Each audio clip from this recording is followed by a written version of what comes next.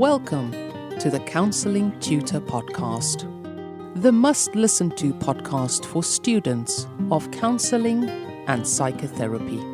Here are your hosts, Rory Lees-Oakes and Ken Kelly. Hello and welcome to episode 14 of the Counselor Tutor Podcast with me, Rory Lees-Oakes, and of course the man at the other end of the internet, my partner in therapeutic investigation, Mr. Kelly. How you doing, Kelly? Oh, I'm not too bad at all. It's great to see you, Rory. Therapeutic investigation. That's an interesting one because I guess that's what we do, isn't it? We investigate with our clients. Well, from a person-centered point of view, we definitely do anyway. So just a quick rundown of what we have in store for you today. This episode 14, really worth listening to. Rory is going to be covering part 2 of the 19 propositions. So if you haven't listened to part 1 yet, it's episode 13. Definitely worth a listen. And this is going to be carrying on from proposition 8 right through to 12. So definitely stay tuned for that.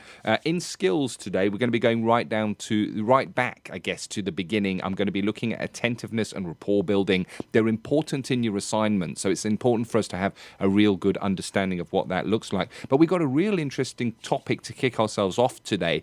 It seems to be it's assignment season, Rory, and sometimes we can write an assignment, feel that we didn't maybe do our best, feel that we maybe are going to get a negative feedback or comment on that. Maybe we're getting assignments back and they've been referred, and that can be really demoralizing. So we're going to be speaking about what it really means when you get an assignment referred. Absolutely. And, I can remember in my practice times doing, the 3 jobs, the going to college, the supervision, the seeing my clients not turning up, getting assignments back, and coming to a point where I was like, I really, really don't want to do this anymore. I'll do something else. And I think the interesting thing is this is something that's echoed in our teaching practice. We see this a lot.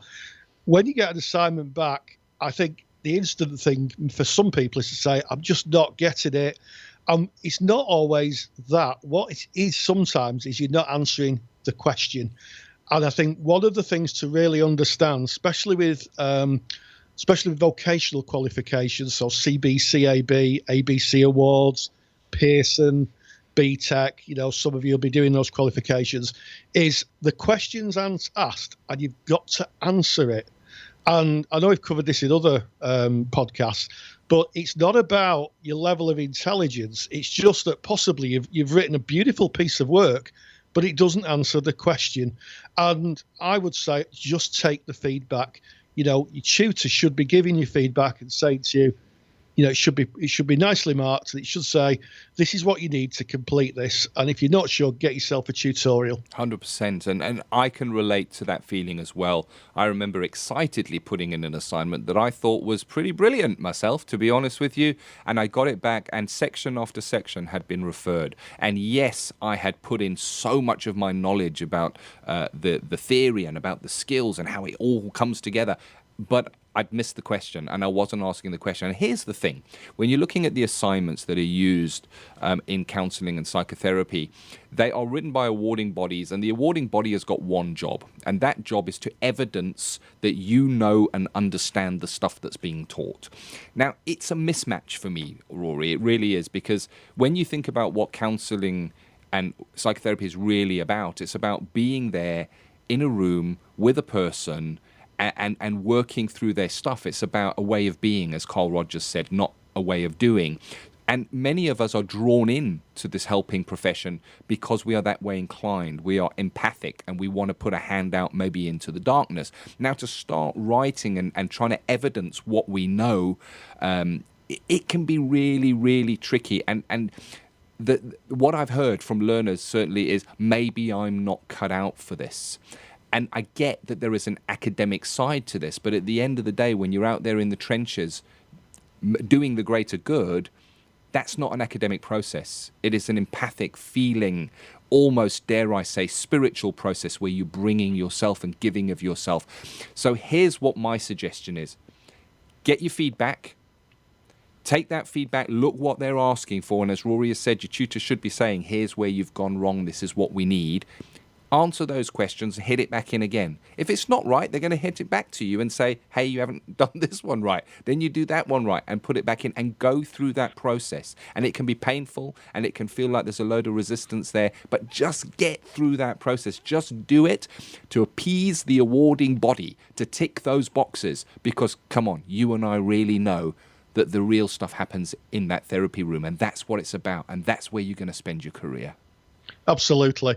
And I echo that 100%. And I seem to remember marking those great assignments that you put in, Ken. and they were great. I used to sit and read them thinking, oh, this is great. I just wish he'd answered the question. because here's the thing. When the people from the awarding body come in at the end of the year and they come to do what they call the moderation of the course, in other words, someone from the awarding body comes, sits, they just point to the specification and go, show me where the learner's answered that question. Where's the answer to it? And that is all they're interested in. Yeah. And I think it's interesting to think that MVQs were developed so people could evidence the skills they have, get a qualification and move them to employer. That's what they were originally designed for. And it is, and I really do feel for learners. You know, some of the learners have got, in fact, all of the learners have got, really working hard with the clients, really trying to help them find a way through. Clearly skilled people, clearly practitioners who want to make a difference in people's lives. And then they sit and they sit and, you know, they have to do these assignments that sometimes can be a bit baffling. And I remember one of my learners many years ago she burst into tears and she said, I've had to learn to use a computer. I'd have had to learn to write the assignments. I'd have had to learn to reference. And all I want to do is help people. And I really did feel for her because it's just such a big hoop. But that's the world we live in. And it's a hurdle to jump. And that's the world we live in. It is. And I think if there's any message to be taken from this debate, it is push through that resistance, because it's really worth it. There's a really great book, and I'll reference it in the show notes, and it's called the War of Art. Now, there's another book called The Art of War by Sun Tzu, which is about business and about strategy and military strategy. But the War of Art is about having a passion for something and finding that when you try and pursue that passion, there is resistance in the way. And the basic principle that underlines the book is that the greater good that can be done by the passion that you're pursuing, and let's face it, when you're talking about counselling and psychotherapy and being there with people in pain, there's a lot of good that can be done with that. It can touch a lot of people's lives. It can make a big difference. The greater the good, here's the concept from the book, The War of Art, the greater good that can be done by what you are pursuing, the greater the resistance is going to be that kind of stops you getting there. And the closer you get to it, the thicker that resistance is going to be, till eventually it's like walking through treacle. And I don't know why that is. The book kind of tends to suggest that it's because if you're going to make it through there, it's only the people that should be there that need to make it through, and it kind of separates the wheat from the chaff. Just keep on going. You'll get through. I've sat with my learners in tears saying, I can't do this. I'm not going to make this. They all got through. We can do this, and we can do it together. And that's what Counselling Tutor is about. You know, it's about Rory taking those difficult theories and putting them into easy to understand words. It's about looking at the skills and describing them, thinking about them, so that when you come to those assignments, hopefully you'll get some value and some stuff from us. Absolutely, Ken. And, you know, for those of you who are nearing the end of your time studying counselling and are putting final assignments in or doing exams, if it doesn't work out for you, if you get a letter through the door saying, sorry, you've not passed, remove one word from your mind. I want you to listen very closely to this word. I want you to write it down on a piece of paper, and I want you to throw it in the bin, never to be revisited. Remove the word fail. Yeah. Remove it, right? It's not a failure. You learn more from a defeat than a victory. Absolutely. And what I would do is I would say, I just get another chance to show how brilliant I am.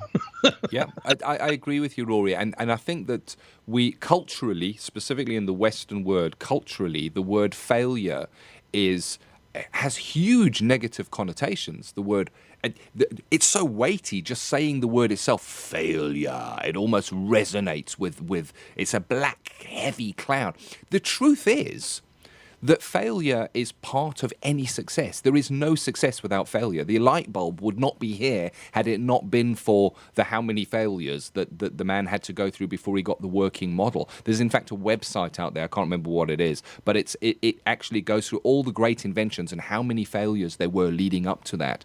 Now here's the thing, if you look at failure as a big negative word as opposed to a motivator, then maybe we're looking at it wrong, and maybe that's a cultural thing. I believe that failure is when you give up. I believe failure is going, you know what, I give up now. I don't think failure is getting something back and saying, right, I didn't quite meet that, I'm going to do that again. That for me is not failure. That for me is great courage. Absolutely, Ken. And the quote you're looking for is by Thomas Edison. Yeah. Someone asked him, he'd had 1,000 goes at making a light bulb and none of them worked. And somebody said to him, what's it like, Mr. Edison, to have failed 1,000 times to make a light bulb? And he paused for a minute and said, I haven't failed 1,000 times to make a light bulb. I just know 1,000 different ways of not making a light bulb. Language. I love it, and it rings so true. So there you go. Hopefully that is motivational. It is the season of assignments. It is the time that maybe the final year diploma students might be putting that final portfolio together, and that's a hefty bit of work. You can do this. You really, really can. But moving on, if you have got assignments and you've got those 19 propositions in there, that can be quite weighty to get your head around. We're going to pop over to Rory, who is going to bring us the second part of the 19 propositions. Counselling Theory with Rory Lees-Oakes. Hi, and welcome back to part 2 of the 19 propositions. If you're listening to this on iTunes, or maybe you're listening to it on the website, I've covered the first 8 of Carl Rogers' 19 propositions and given away a free handout. So get yourself over to www.counsellingtutor.com. That's 2 L's in counselling, we don't spell it in the American way, and look for episode 13 and you'll get your free handout. So we're going to look at 9 to 19 and we're going to look at the propositions again. And just to recap, the 19 propositions is a position of phenomenological experience. Phenomenology is how we experience the world. Very simply, if you pick a cup of water up and you drink it, what is that experience? How does it feel to you? What is meaningful when you drink that water? It may be to quench your thirst. So that really, in a nutshell, is phenomenology. And it's the important part of Rogerian theory because it gives us the theory of personality, an understanding of how clients not only experience the world, but can actually grow and develop and self-heal themselves. Remember what Rogers said, it's the client that knows what hurts. So let's have a look at number 9 of the 19 propositions. And Rogers states emotion accompanies and in general facilitates such goal-directed behaviour. The kind of emotion being related to the perceived significance of the behaviour for the maintenance and enhancement of the organism. As clear as mud, isn't it? So this links in to proposition 8, which I said is in the next podcast, which basically says that our behaviour is goal-directed. Whatever behaviour we exhibit is to achieve some kind of outcome and some kind of goal. And the decode of that really is, I'm emotionally present in my behaviour. My feelings are part of how I attempt to get my perceived needs met when I feel, and now strongly depends on how important the need is. So this again links to client work. Clients can sometimes talk about the urgency of their experience and that they need to get their needs met. This isn't unusual. We hear a lot of that in the therapy room. Proposition 10. The values attached to experiences and the values that are part of self-structure in some instances are values experienced directly by the organism, and in some instances are values interjected or taken from others, but perceived in a distorted fashion as if they had been experienced directly. And decoded, this would be the values I attach to my experiences and how I value myself is a bit of a mix. It's based on my own experience, but also including values taken and absorbed from others. I may be unaware of some of my values derived from others. So this is an interesting one. Sometimes when you ask people who they are, they talk about it, and then you say, well, who told you that? And they say, well, other people have told me that. So part of, I guess, developing as a person within person-centered therapy is to trust your own internal locus of evaluation, to trust your own judgment. And remember, as Rogers so adequately and beautifully put it, I trust in my experience. Proposition 11, again, is wordy. The values attached to experiences and the values that are part of the self-structure in some instances are values experienced directly by the organism, and in some instances are values introjected or taken over from others but perceived in a distorted fashion as if they have been experienced directly. So this translates really to there are a number of ways I can meet my experiences. I can make personal sense of the meanings and integrate them into my view of the world. So my view will change with my experience. So say you go for a meal and you're having the meal, and it might be that it's not a dish you've eaten before and you think, oh, I like that. That's lovely. So now you're integrating that new experience into yourself. But there's another choice in this proposition. You can ignore them because they do not fit with how I see myself or the world. So this is about choice and how people work with what people have told them. So someone might say to someone, oh, I don't know, I think you're very clever. And someone might perceive that differently, might say, I don't think I'm very clever. So in this proposition, we're seeing choice, and you can ignore what other people say. Or you could treat them as if they have no meaning, or reshape them and restory and distort them to fit your view of the world. So sometimes what happens, and you see this in client work a lot, where a client's told something and they distort it. So if you take the idea of someone being told they're smart, client may say, yeah, well, everybody sees me as a smart aleck. See how that distortion takes? Going from being told someone's smart, which is quite a positive thing, to distorting it and saying, well, I was told I was a smart aleck. So that is another way that clients can distort their values and experiences. Proposition 12. Most of the ways of behaving that are adopted by the organism are those that are consistent with the concept of self. This is a really easy one. If you tell someone they're stupid and tell them often enough, more likely they're going to act stupid. Simple as that. It comes down to monkey see, monkey do. So I usually behave in ways that are consistent with how I see myself. So if I believe I have little value, I'll believe that's true. How often do we see that in the therapy room, where clients come to us and they've had so many introjects and so many people telling them things that they believe it to be true. And part of our work as therapists is to help them unpack that and separate what is true from what they've been told. And that can be a really enlightening and powerful process for clients when actually they find out that what they've been told is nowhere near the truth. Proposition 13. In some instances, behaviour may be brought about by organic experiences and needs which have not been symbolised. Such behaviour may be inconsistent with the structure of self, but in such instances, the behaviour is not owned by the individual. A few weeks ago, I went to a garden centre and I saw a family. It was a child on a bicycle, a little girl on a bike, a mum and a dad. And the dad was clearly angry about something. He was clearly angry and not very happy. But he wouldn't transmit what it was to the child. I think the child had done something. He perceived the child had done something. And the mother was saying, don't tell me, tell her. So that's a bit of behaviour that's sometimes not symbolised. It can also be underlying needs and experiences which I deny or distort or have not managed to make sense of will tend to leak through in my behaviour. I'm not angry. I'm not angry at all. Really?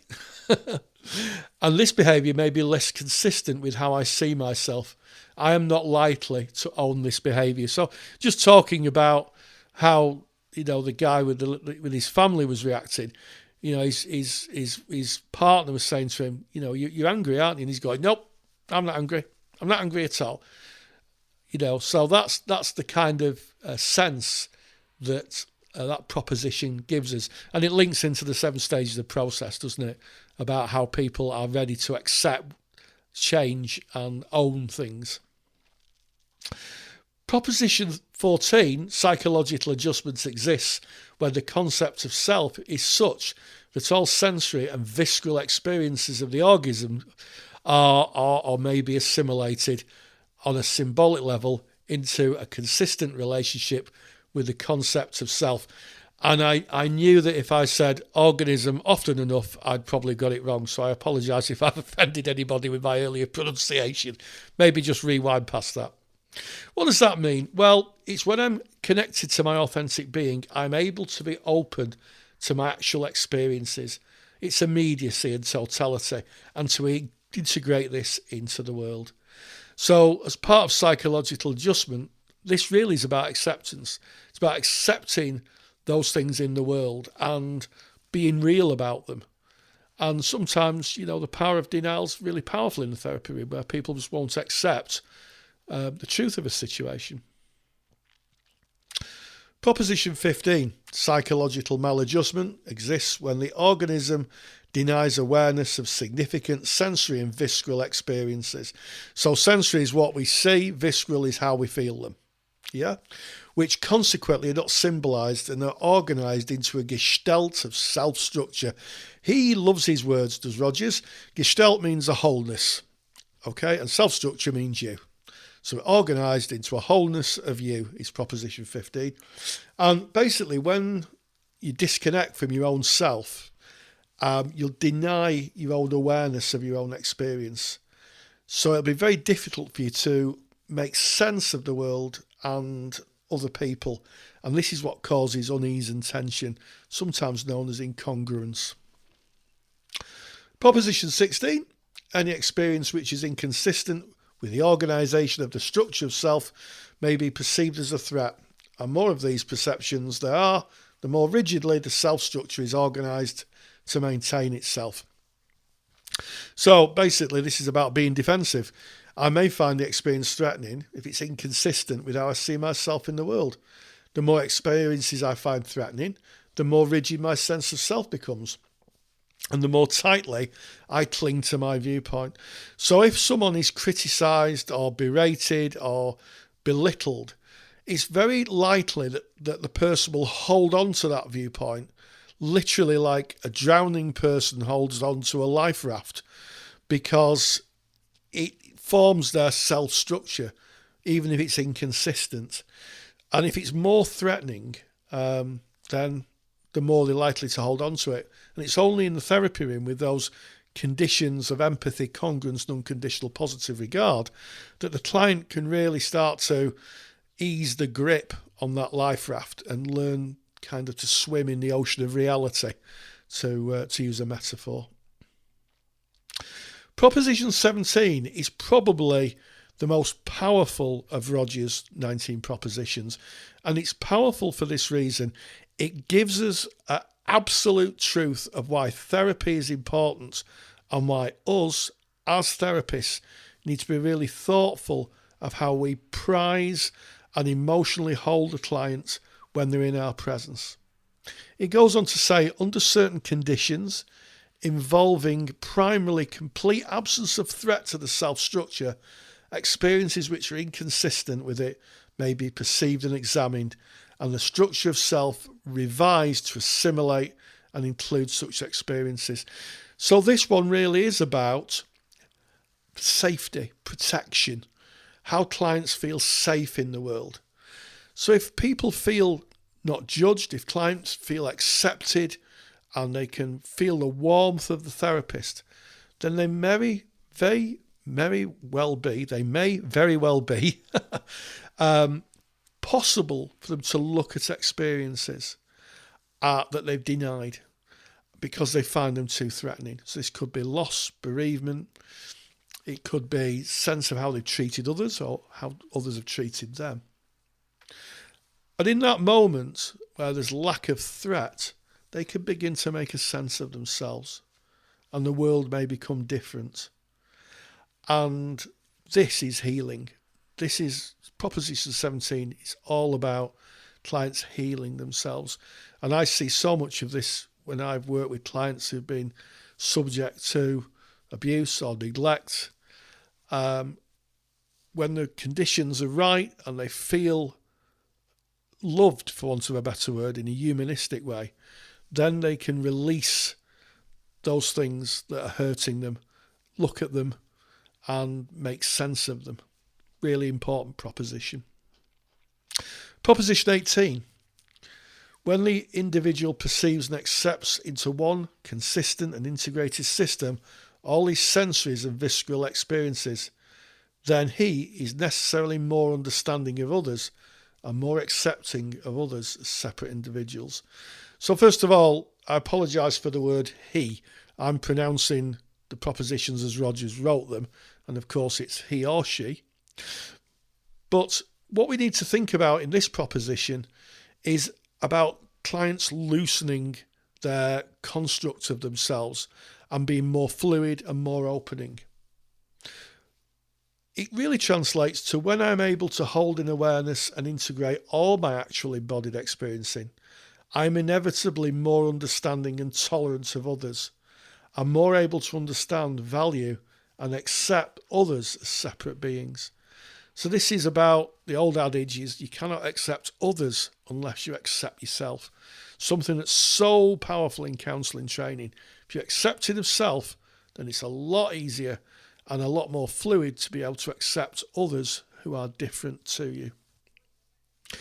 And finally, the last of the propositions, as the individual perceives and accepts into his self-structure more of his organic experience, he finds that he is replacing his present value system based extensively on interjections which have been distortedly symbolised.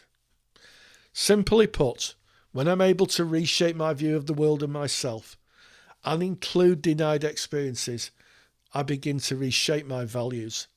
I can let go of values that belong to other people, the interjected values and the conditions of worth, and become a fully functioning person. In other words, trusting oneself, trusting in one's own experience.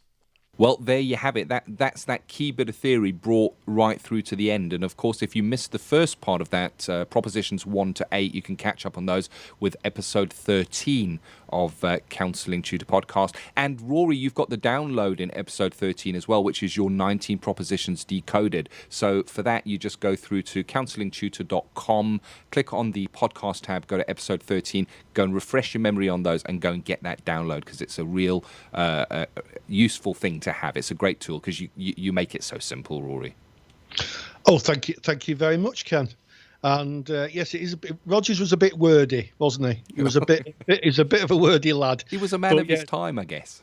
He was, but I knowing him as I do through the pages of his books that I've read many times, I think he liked the idea of having academic robustness. So, Ken, I'm glad you've been paying attention. See what I did there?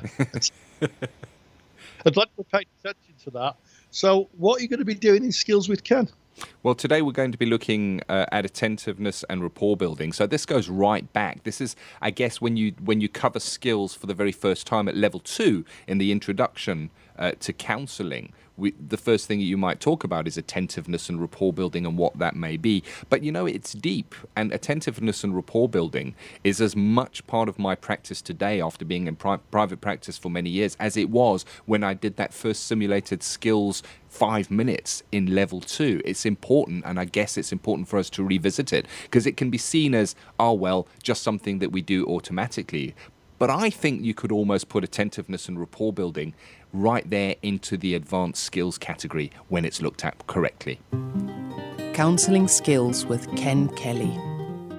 Attentiveness, rapport building, active listening.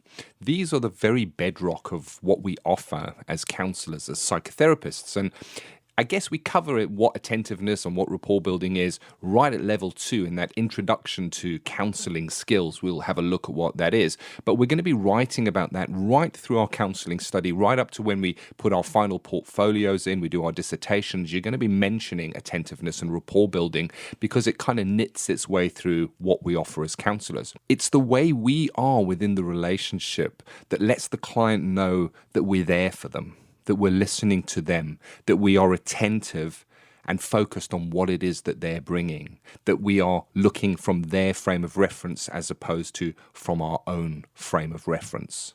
And rapport is important no matter what modality of counselling you're practicing. If that client doesn't feel a sense that you are there for them and with them, they're going to be unlikely to feel enough trust to bring any heavy or relevant material and put that into the counselling relationship. So maybe a definition of rapport is a sense of having a connection with the client and the client sensing that very same connection. I think it's important to point out that rapport is not something that the counsellor demonstrates. It is something that is built within the relationship. So it's something that is present between the counsellor and the client. For me, I believe that rapport and attentiveness are less things that you actively do and more something that you are. It is, as Carl Rogers would say, it is a way of being. It is how you present yourself in that counselling session, from the very moment the client meets you to the very last session when the client moves and goes on their way.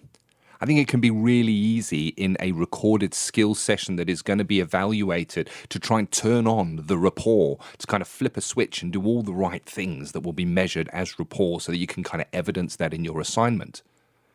And for me, that feels put on, it feels false, and it feels incongruence. If we look to the works of Carl Rogers, he mentions that if incongruence is present from the counsellor within the relationship, then the relationship will not be a therapeutic relationship because the core conditions that are necessary and sufficient are not there.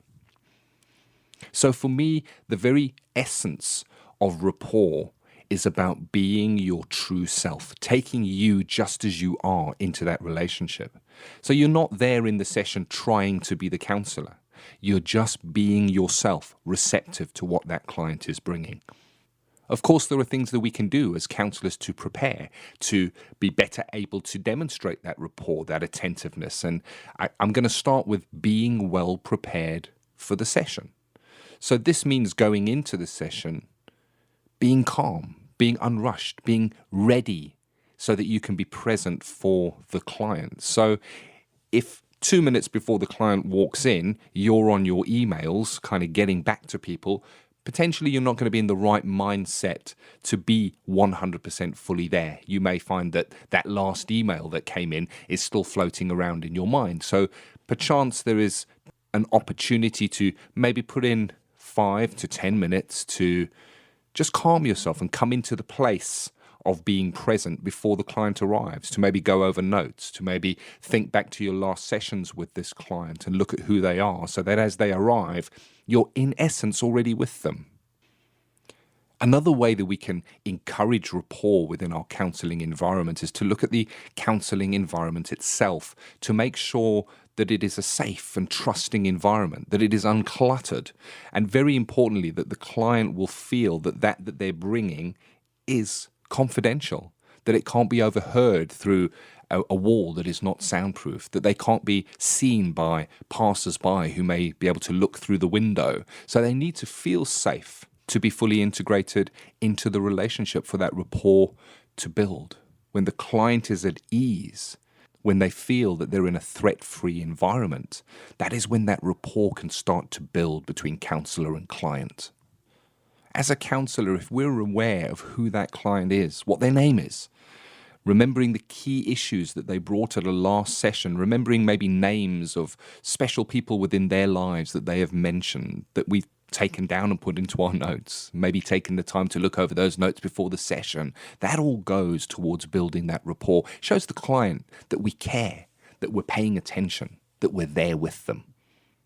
Mirroring is a great way to build rapport, and by mirroring I mean look at the client, look how they're sitting, look how they present themselves within the relationship, and mirror that maybe with your tone of voice, with how you respond to what they're bringing, and specifically to the pace of the counseling session. If the client is speaking slowly and really being considered in what they bring, you can mirror that back in speaking really slowly. It would be a mismatch if you very quickly rattled off in maybe a summary what the client had said. You'd want to mirror where they are at, where their tone is at. You would like to mirror maybe the weight of the material that is being brought. So if the material is particularly deep and meaningful to the client, that you would show an understanding and a respect for that deep, meaningful material that is being presented. And of course, a vital ingredient for rapport would be the core conditions of empathy, unconditional positive regard, and congruence from self, being the counselor, being who you are within that relationship, being fully integrated into the relationship, seeing it from the client's perspective. That is the empathic listening, responding in such a way that the client feels that they have been understood. There is the circle of empathy complete. Unconditional positive regard, seeing that client for who they are, recognizing them as a fellow human being without judgment, being there for them no matter what they bring, no matter how scary it is, no matter how dark or how deep they may go, just being with them without judgment, standing next to them. That builds deep, deep rapport, deep trust within the relationship. And with deep rapport, deep trust, we work at relational depth, and that's where the real work happens. So in closing, have a think about what rapport building means for you. Think about your own life, your own relationships. Are there certain people that you just get on well with? If there are, what is it within those relationships that makes that work? Are there people that you feel less comfortable with? Have a look at those relationships. What do you see in terms of rapport within those relationships? Is it lacking in any of the areas? Is that where that sense of discomfort comes from there? So in conclusion, that rapport building, that having a sense of a connection with the person, be well prepared for the sessions, making the sessions safe and a trusting environment for the client, being aware of who that client is, offering empathy, unconditional positive regard, and of course congruence, bringing your whole self and integrating into that relationship, and working at the client's pace, mirroring what they bring into the session. These are all the ingredients for rapport building. But of course, as we said right in the beginning, rapport building is more who you are, not what you do. I really appreciate hearing that again, and I'll tell you for why. Attentiveness and rapport building are literally the foundations of relationship building. If you're not attentive, if you're not trying to, build a rapport with your clients and try and find where they're at in the world, then absolutely nothing else will happen. Not even the use of any theory, which is something we've got to look at next, Ken, isn't it? We've got to look at the difference between integrative and eclectic therapy. And it's a question I get asked on emails a lot, and we've discussed this a lot, haven't we, Ken? We have indeed, and this of course comes from you. It's one of your questions from our Facebook group. So if you're not a member yet of the Counselling Tutor Facebook group, we're really easy to find. Go on Facebook and put in Counselling Tutor. We're right there at the top. It's a closed group, so you need to knock on the door by saying, hey, I want to join, and either Rory or myself will let you in, or you can find us by going to counsellingtutor.com. That's counselling with 2 L's, because we're based in the UK, .com, and on our top menu bar there is the Facebook link. You can just click on that and it'll let you in, and we want to hear your questions. So the difference between eclectic and the difference between integrative. Yeah, the best way I describe this, and I wish I'd have thought it up, I've actually pinched the idea from a book I read, and I can't for the life of me remember who it is. Soup, Ken. We're going to do it with soup. Bring on the soup. I just love the way you explain stuff, Rory. Bring on the soup. On the soup. So I want you, if you're sitting at home in your car, if you sit in your car, maybe not thinking too much about soup, you could have an accident. But if you think about soup, yes, a soup, it feels blended, doesn't it? It feels like all the bits of the soup should be in there, and they all kind of blend together. But if you think of the ingredients of soup, you might have a tomato, you might have salt, you might have a stick of celery. You could have water. They're all individuals. And if I said to you, we're having soup today, and I produced a bowl with an onion in it and a stick of celery and a tomato and some water and said, there's the soup, you'd be saying, well, which one do I pick up? Which is it? And that's very simply the difference between integrative and eclectic. So integrative is pretty much seamless. So a good example of that would be someone who's, had say for instance, they've had a scare. They've nearly been run over. They've crossed the road, nearly been run over, and now they've tried crossing the road. An integrative therapist would talk a little bit about would talk or work with a little bit about the experience of it in a person-centered way, allowing the person to speak about what was going on, allow them to kind of vent their frustration or their fears.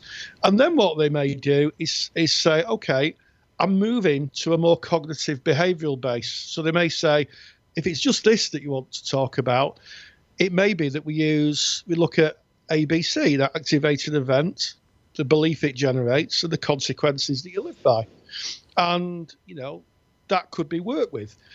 So there's a blend. So there's the listening and the empathy and the unconditional positive regard in terms of person-centered therapy, but a strategy in terms of cognitive behavioral therapy. And through the period of the therapy, the strategy and the theories will kind of blend together, and the client really wouldn't know the difference. Now, eclectic is where you go to a therapist, you speak about what's happening, and they say, maybe the best therapy for you is. Yeah. So another way of describing it would be, we've all been to a wedding disco, haven't we? Oh, yes. We've all been to a wedding disco, and we've all been to a rave. And yeah, I've been to a rave. I'm going to say no more about that, but I've been to a rave. If you go to a rave, the music is all integrative. It goes from one beat or one backbeat to another, and everybody kind of is in the same vibe.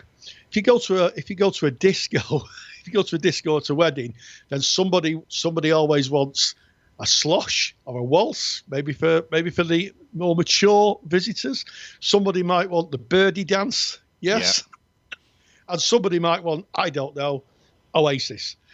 That is a good example of it, because if an integrative therapist would kind of blend the therapies together.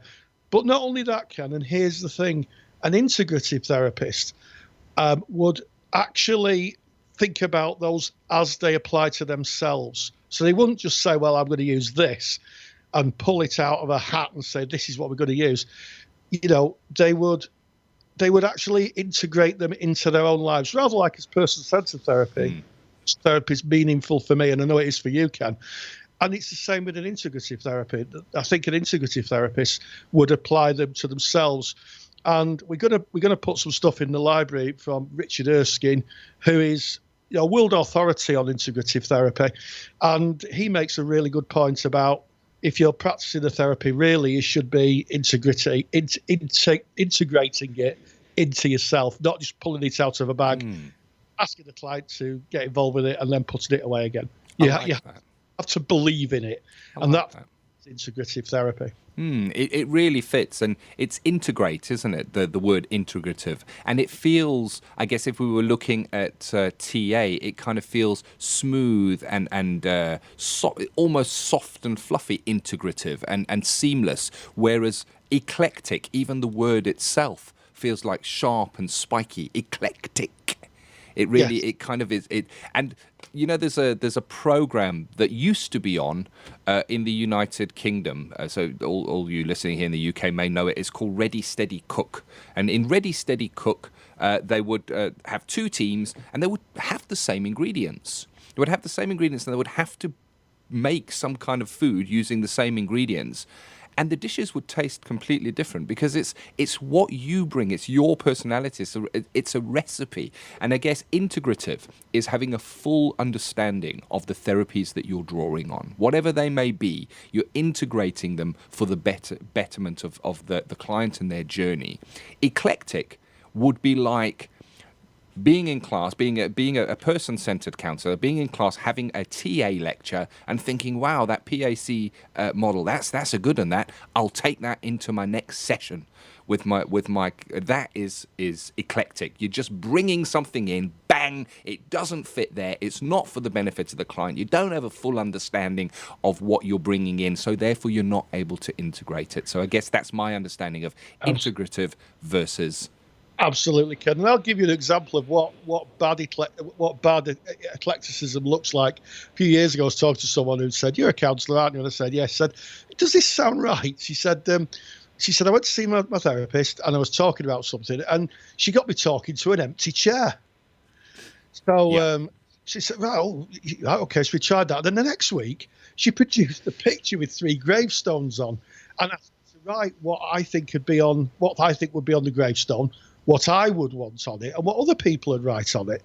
And next week, she asked me to write a letter to somebody, and she never told me why I'd done it. It was like every week was a quiz week, and I've got no idea what I was doing. Now, we know that those techniques are Gestalt with the empty chair, Gestalt with the Gestalt letter, and also TA with the gravestones to some extent, Gestalt TA, but to apply them in such a cack-handed way, it's really not good at all, because the client just thought, I wonder what we're going to be doing this week. There's no therapeutic movement. It was almost like, we'll try everything. And it also felt that there was a bit of desperation on the therapist's part, that the therapy wasn't working, and we'll try something else. We'll try. It's never a great feeling for a client. I think you've got to be a real integrative therapist, you've got to believe in what you are using. Theoretical consistency. Oh yeah, 100%, and that resonates. And there you go. You know, if you were writing about this in an assignment, there is one of the dangers to the client, is that the client may feel confused. The client may feel, oh, well, I failed at that modality, so now my counsellor's trying a different modality because I couldn't get the other one right. That didn't work. So what kind of message is that client receiving? But if we're working integratively, it's almost like everything is seamless. In fact, everything is seamless. It integrates into the modality that you're offering the client. So there you go. Hopefully, that gives you a bit of an idea and an understanding, at least at our level, and what Rory and I think about it. But go and chat to your peers. If you're on an integrative counselling study course, we want to hear from you. Please come on into the Facebook group and tell us a little bit about your thoughts, your feelings on that. Yeah, how do you make your soup? Me. I open the can. Step 1. I was using a metaphor, you see. People would tell me how they use their integrative skills, not make a soup. I get me coat. So there you go. That is episode 14 of the Counselling Tutor Podcast. Hopefully something of interest for you there. Rewinding right back to those assignments and the feelings that might come up in us. Of course, Rory, it's part 2 of the 19 propositions. Hopefully you got something from the attentiveness and rapport building, and of course ending off with eclectic versus integrative. We hope that's been useful, and we hope that you will lend your words to this by going on the Facebook page, putting your comments in there. We thank you as always for all of that feedback on iTunes, those reviews.